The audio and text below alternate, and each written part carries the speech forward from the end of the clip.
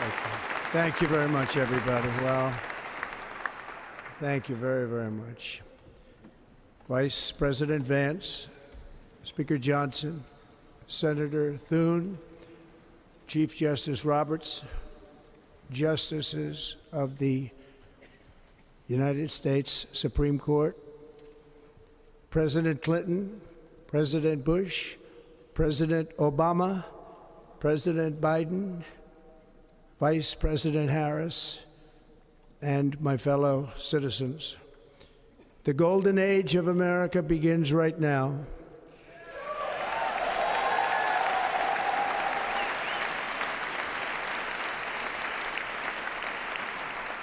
From this day forward, our country will flourish and be respected again all over the world. We will be the envy of every nation, and we will not allow ourselves to be taken advantage of any longer.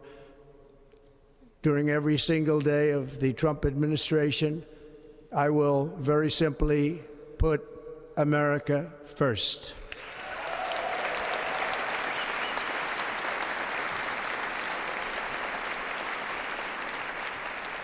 Our sovereignty will be reclaimed. Our safety will be restored. The scales of justice will be rebalanced. The vicious, violent, and unfair weaponization of the Justice Department and our government will end.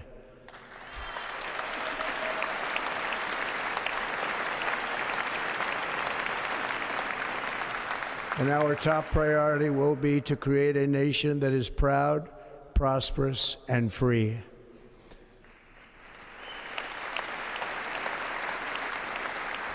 America will soon be greater, stronger, and far more exceptional than ever before. I return to the presidency confident and optimistic that we are at the start of a thrilling new era of national success. A tide of change is sweeping the country, sunlight is pouring over the entire world, and America has the chance to seize this opportunity like never before. But first, we must be honest about the challenges we face. While they are plentiful, they will be annihilated by this great momentum that the world is now witnessing in the United States of America. As we gather today, our government confronts a crisis of trust. For many years, a radical and corrupt establishment has extracted power and wealth from our citizens while the pillars of our society lay broken and seemingly in complete disrepair. We now have a government that cannot manage even a simple crisis at home, while at the same time stumbling into a continuing catalog of catastrophic events abroad. It fails to protect our magnificent, law-abiding American citizens, but provides sanctuary and protection for dangerous criminals, many from prisons and mental institutions that have illegally entered our country from all over the world. We have a government that has given unlimited funding to the defense of foreign borders, but refuses to defend American borders or, more importantly, its own people. Our country can no longer deliver basic services in times of emergency, as recently shown by the wonderful people of North Carolina, been treated so badly.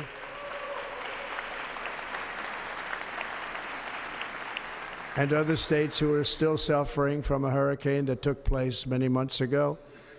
Or more recently, Los Angeles, where we're watching fires still tragically burn from weeks ago without even a token of defense. They're raging through the houses and communities, even affecting some of the wealthiest and most powerful individuals in our country, some of whom are sitting here right now. They don't have a home any longer. That's interesting. But we can't let this happen. Everyone is unable to do anything about it. That's going to change. We have a public health system that does not deliver in times of disaster, yet more money is spent on it than any country anywhere in the world. And we have an education system that teaches our children to be ashamed of themselves in many cases, to hate our country despite the love that we try so desperately to provide to them. All of this will change starting today, and it will change very quickly.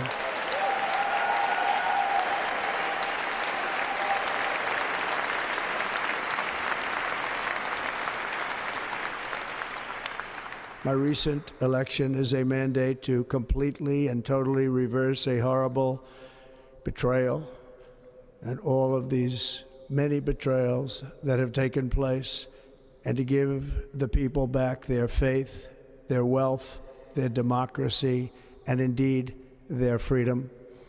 From this moment on, America's decline is over.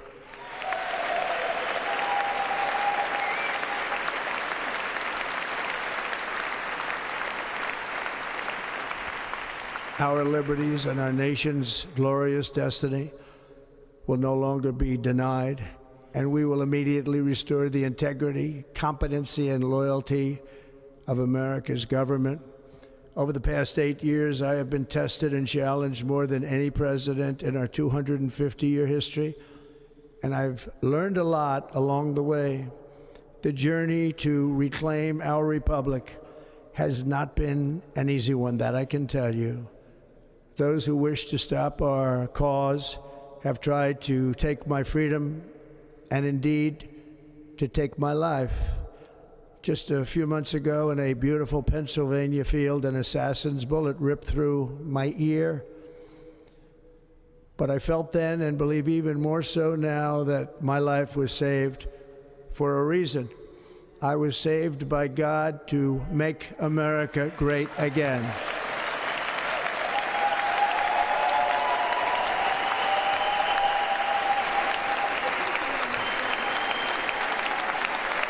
Thank you.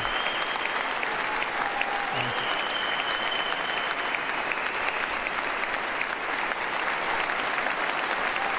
Thank you very much.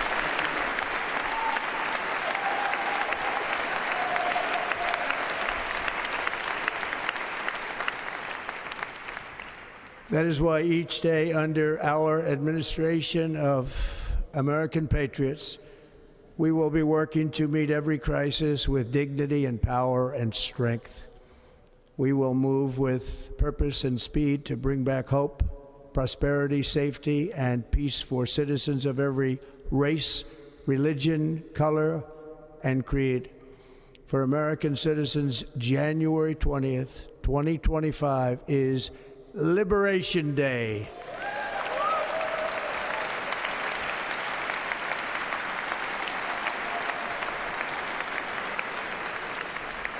It is my hope that our recent presidential election will be remembered as the greatest and most consequential election in the history of our country.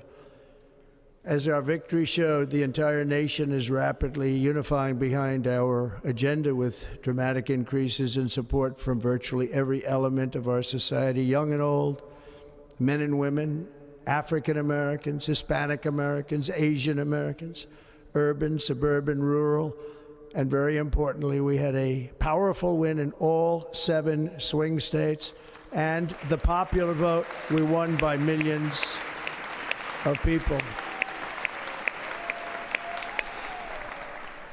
To the Black and Hispanic communities, I want to thank you for the tremendous outpouring of love and trust that you have shown me with your vote.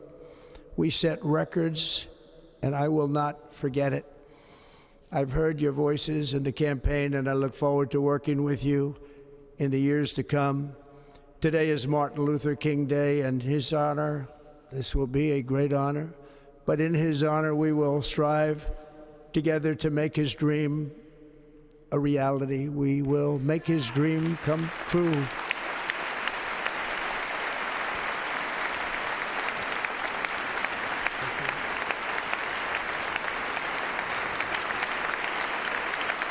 Thank you. Thank you. National unity is now returning to America, and confidence and pride is soaring like never before. In everything we do, my administration will be inspired by a strong pursuit of excellence and unrelenting success. We will not forget our country. We will not forget our Constitution, and we will not forget our God. Can't do that.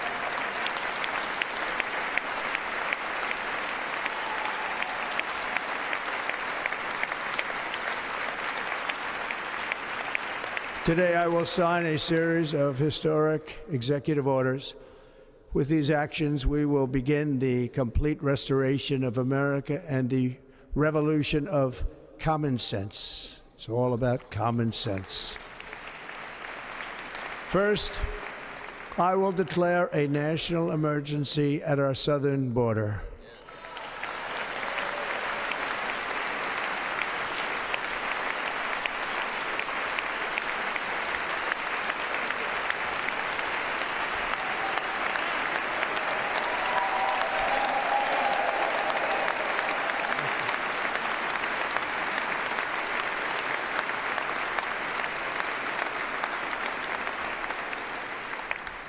All illegal entry will immediately be halted, and we will begin the process of returning millions and millions of criminal aliens back to the places from which they came. We will reinstate my Remain in Mexico policy.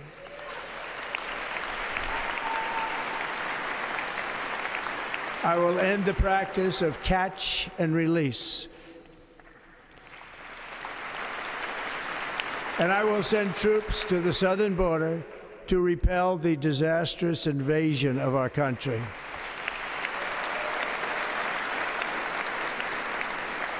Under the orders I signed today, we will also be designating the cartels as foreign terrorist organizations.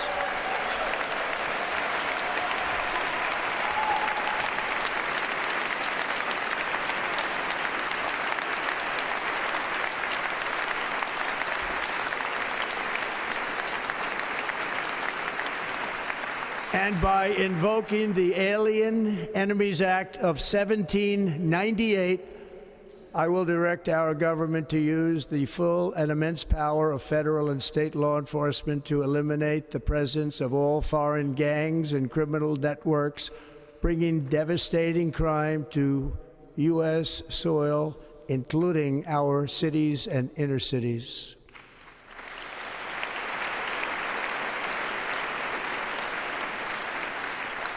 As Commander-in-Chief, I have no higher responsibility than to defend our country from threats and invasions, and that is exactly what I am going to do. We will do it at a level that nobody's ever seen before. Next, I will direct all members of my cabinet to marshal the vast powers at their disposal to defeat what was record inflation and rapidly bring down costs and prices.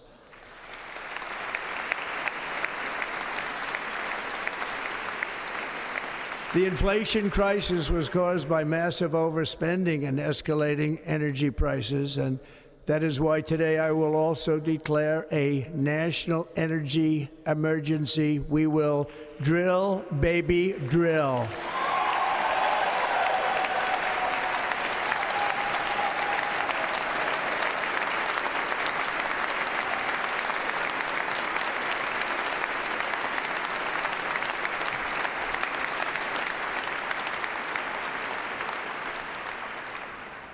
America will be a manufacturing nation once again, and we have something that no other manufacturing nation will ever have, the largest amount of oil and gas of any country on earth, and we are going to use it.